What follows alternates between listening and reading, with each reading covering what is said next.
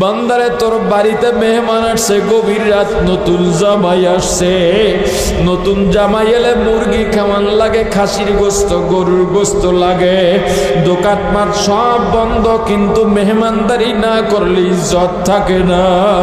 মেয়েকে খোটা দেবে বারবার শ্বশুর বাড়ির লোকজন।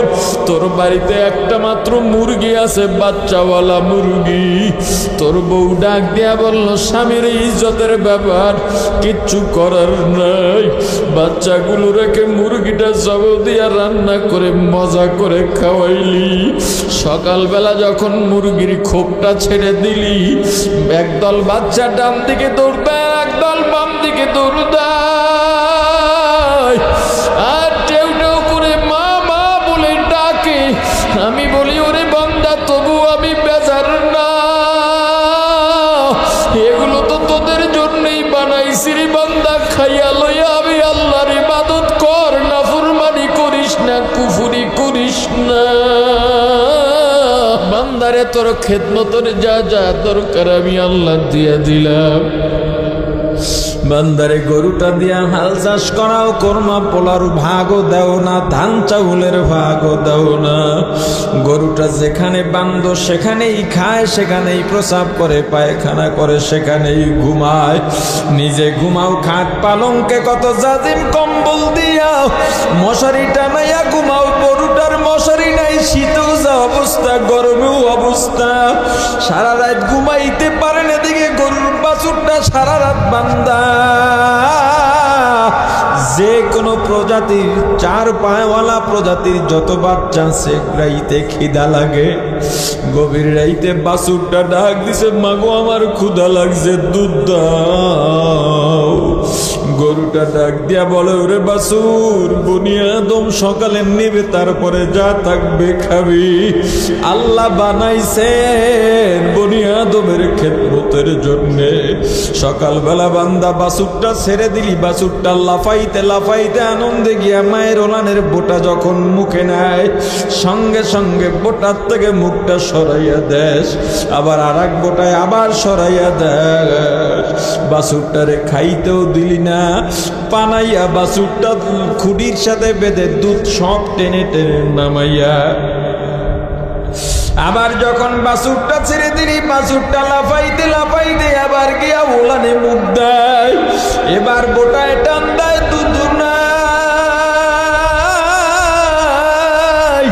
তাকাইয়া দেখবেন বাছুরটা তখন মায়ের ওলানের মধ্যে জোরে জোরে গুতা মারে দুধ বের করার জন্যে। এরপরেও যখন দুধ পায় না, দেখবেন বাছুরটা গিয়া মায়ের মুখের সঙ্গে মুখটা ঘষে। সাহেবে হায়াতুল হায়ান লেখেন, ওই বাছুরটা মায়ের কাছে নালিশ দেয়, মাগো রাত্রে বললা দুধ পাবো, এখন তো দুধ নাই, আমার ক্ষুধা লাগছে, কি খাবো রে মা। লক্ষ্য করে দেখবেন ওই গরুটা তখন বাছুরটার কপালে চাটে, ঘাড়ে চাটে, পিঠে চাটে। সাহেবে হায়াতুল হায়ান লেখেন, ওই গরুটা তখন বাছুরটারে সান্ত্বনা দিয়া বলে, রে বাছুর, রাগ করিস না, এদের খেদমতের জন্যই আল্লাহ আমাদের পাঠাইছেন, না শক্তি তো এদের চেয়ে আমাদের কম না। তুই কি দেখোস না আমার কাঁধের মধ্যে ঘা? আমার মালিক আমাকে জমিনের মধ্যে নিয়া কাঁধের মধ্যে জোয়াল চাপাইয়া, লাঙল বেঁধে লাঙলের কুটি শক্ত মাটির মধ্যে ঢুকাইয়া আমার ল্যাঞ্জায় নাড়া দেয়। আমি হাঁটতে গিয়া আমার ওই শক্ত মাটির মধ্যে লাঙলের কুটি থাকার কারণে ওই জোয়াল আমার ঘায়ের মধ্যে ঘষা লেগে কলিজা পর্যন্ত ব্যথা হয়ে যায়।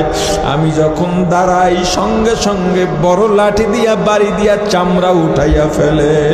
ওরে বাছুর, আমি চাইলে একটা গুতা দিয়া মালিক ওই জায়গায় শেষ করে দিতে পারতাম, কিন্তু আল্লাহর হুকুম। আল্লাহ বলেন, ওরে বান্দা, এত দয়া করলাম, এত মায়া করলাম, এরপরও কাইফা তাকফুরুনা বিল্লাহ, কিভাবে করে আমি আল্লাহর সঙ্গে নাফরমানি করো। অথচ কুনতুম আমওয়াতা, তোমরা মৃত ছিলে, নাম নিশানা ছিল না। ফাআহইয়াকুম, অতঃপর আমি আল্লাহ তোমাদের জীবন দিলাম, পরিপূর্ণ একটা জীবন।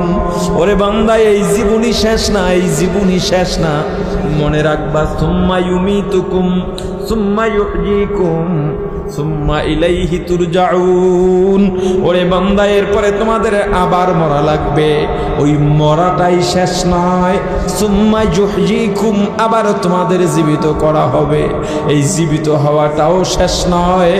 সুম্মা ইলাইহি তুরজাউন, আল্লাহর কাঠগড়ার থেকে কিভাবে দুনিয়ার জীবনে আয় করছো, কোথায় ব্যয় করছো, যৌবন কোথায় খুয়াইলা, পদ পদবী ক্ষমতা টাকা পয়সা কোথায় ব্যয় করলা, নিজের সন্তান স্ত্রী কিভাবে পরিচালনা করছো, নিজের বুদ্ধি মেধা শিক্ষা কোথায় খাটাইছো, এর জবাব না দিয়া এক কদম নড়া যাবে না।